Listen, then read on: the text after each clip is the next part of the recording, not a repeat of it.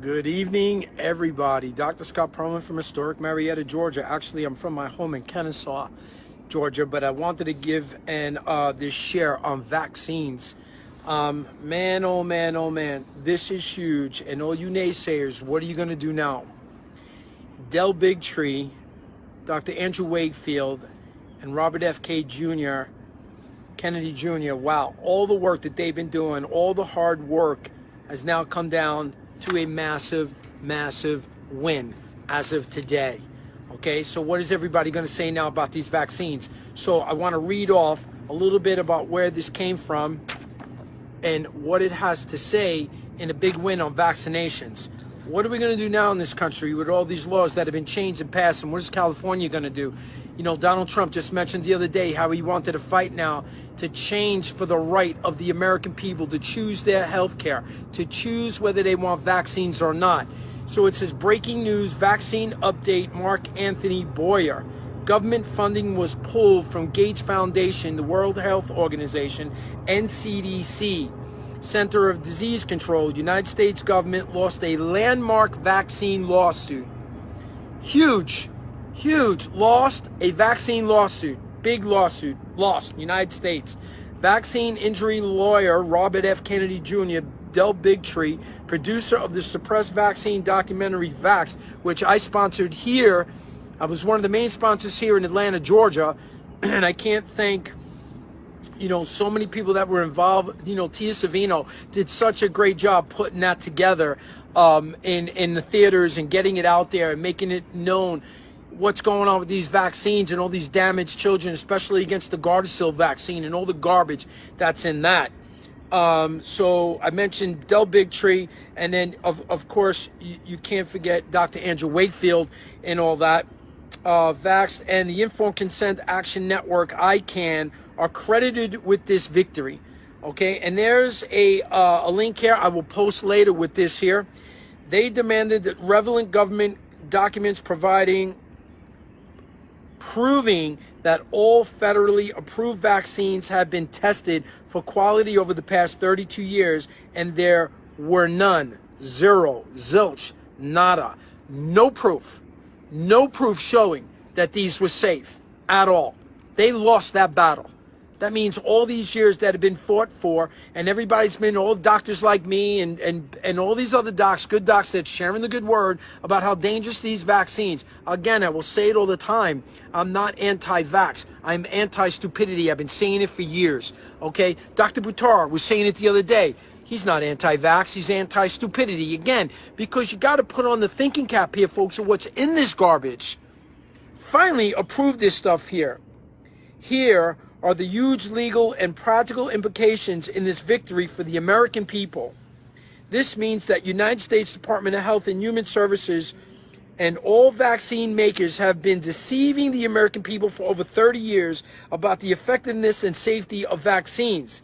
This may ultimately mean that continuing existence, at least in their current form, of 5 U.S. healthcare agencies is now in doubt.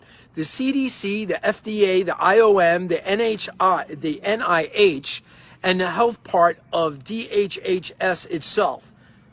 Gump, understand that Dr. Fauci and Gates Foundation have been trying to get Congress to pass a law that all American citizens must take their vaccines before being able to fly or return to work, which is insane. I told people last year in October when I was in Anaheim that kind of stuff is looking to come and to get passed.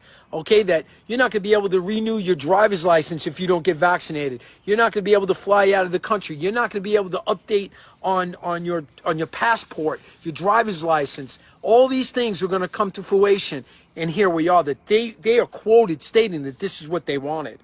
The Gates Foundation, supported by George Soros, is being sued by a number of government and health foundations in various cities, is being allegedly responsible for hundreds and thousands of deaths in China and African nations.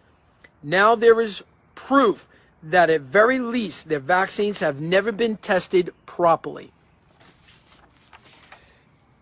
Wow. I mean, what do you say?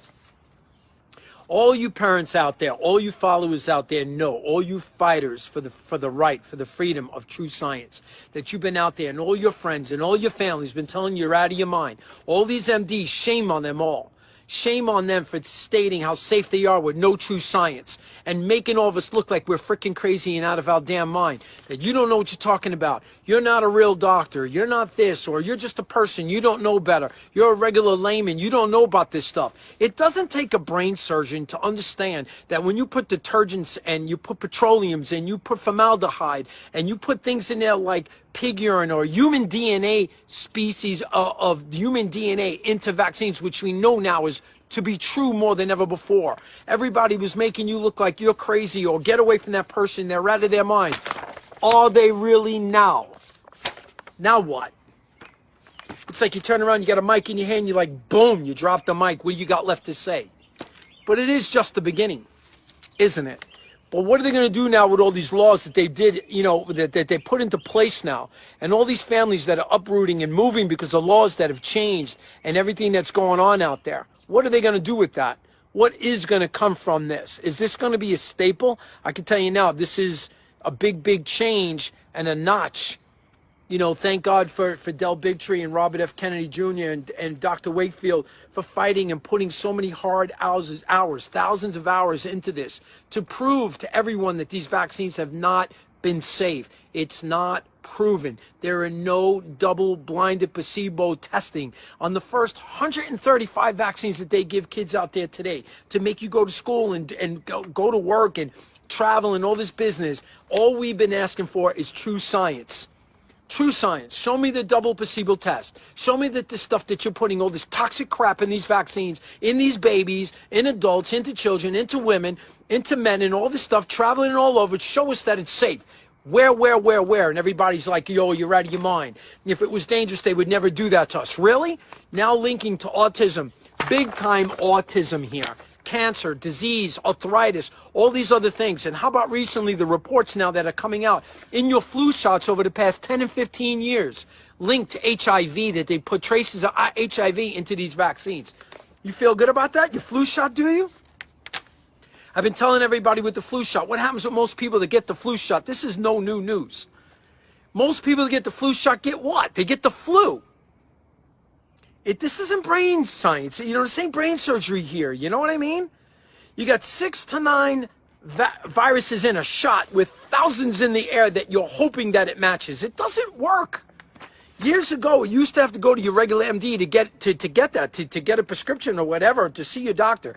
Then it went that they started discounting it. Then you can go somewhere off the cuff and go get a flu shot. And then you go to your local CVS or whatever, or your Walgreens, and go get it for a couple of bucks. Now they give it away for free. Do you not see how they want to push it? They got to get it out there because they were losing ground. They knew it all along. They were losing ground. I don't know what it takes for people to see. If you got poison here and somebody says, oh, I just want you to take it, it's only trace, and it won't hurt you, it'll be okay. Would you just take it off the plate and do it? You would never do that. Why would you do that to your baby? Does it make sense for a hepatitis B shot on a newborn? Most of you know out there what hepatitis B is for. That is sharing needles, drug users, drug abusers, having sex. Are these babies doing any of this at the date of birth? They want to jack your son or your daughter up, this brand new healthy baby with a hepatitis B shot? Really? Does that make any sense to anyone? And all the ingredients that are in it? I was mocked by tons of doctors and nurses on Twitter. I never go on Twitter, but I went and shared on Twitter anyway. This was a couple of months ago. They bitched and moaned so much what I had to say about mercury and aluminum being a neurotoxin and how it increases the brain and swells the brain. You should have heard the flack that I got from all these medical people telling me that they're not neurotoxins. I'm like, that ends conversation with me. That's like physiology 101.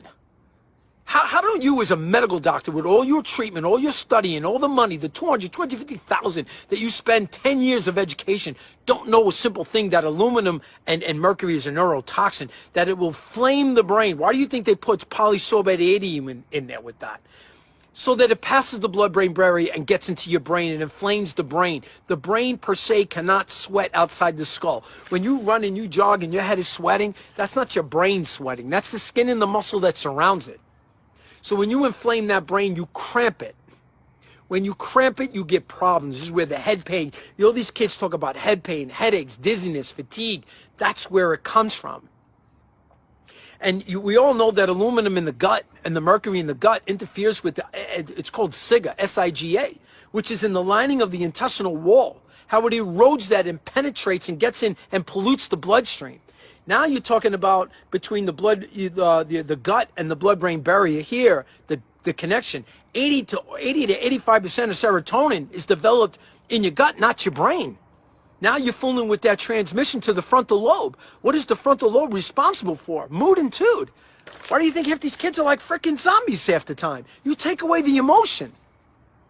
So you want to drug them up, and then you put them into school and you feed them school lunch that's loaded with all the garbage, with all the sugar and the refined carbs and all this crap, and 30 minutes later when they get in the boom and the rush and then they get into class and then they drop, you wonder why they're not paying attention. So what are these school teachers, and God bless the teachers, nothing to say you're not working hard, because I'm a firm believer. I got patience, tons of patience out of teachers. They work hard. But some teachers will turn around and say, oh, they need Ritalin, they need Strattera, they need Adderall, they need this and that, because they're not concentrating. No, it's the diet and the gut. You're polluting it, and you're interfering with the brain transmission from the gut. That's what's happening there. This is what people need to open up. This is, for years, Del Bigtree and Andrew Wakefield have been screaming. Kennedy Jr. been screaming about how people need to open up the mind, pay attention to what's in a vaccine. You take this baby into your pediatrician by law. You have the right to look at that form before you sign and consent.